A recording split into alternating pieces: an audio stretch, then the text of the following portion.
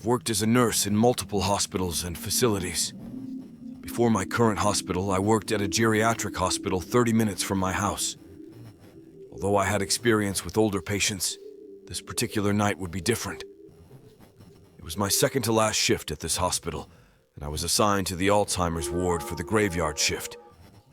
Running on negative hours of sleep, I knew it was going to be a challenging night. The patients in the Alzheimer's ward adored me, viewing my presence as a breath of fresh air. I helped ground them in the present, preventing their minds from drifting too far.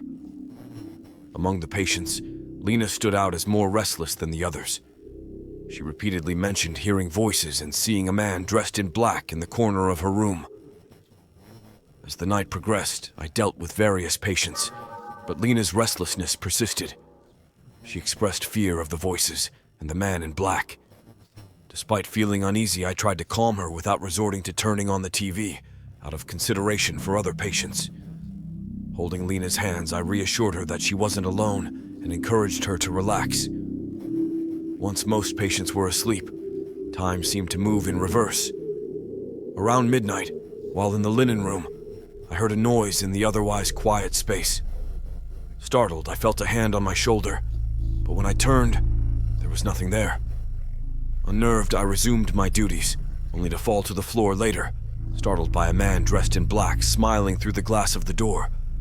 Panicking, I screamed, waking up the entire ward. However, when a fellow nurse came to assist me, she saw no one. Confused and scared, I asked her if she saw the man in black. Her response was that there was no one there. Even after checking all the rooms, there was no sign of anyone dressed in black. Despite my trauma, I continued caring for Lena, who now spoke of the voices and the man in black. Strangely, she asked how I knew about him, and her demeanor changed. She began screaming for someone to get her out, claiming he was coming.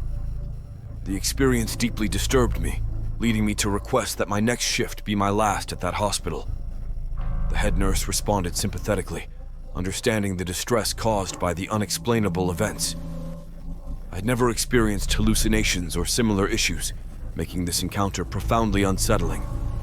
The feeling of a hand on my shoulder and the image of the smiling man remained etched in my memory, leaving me questioning the boundary between reality and the supernatural.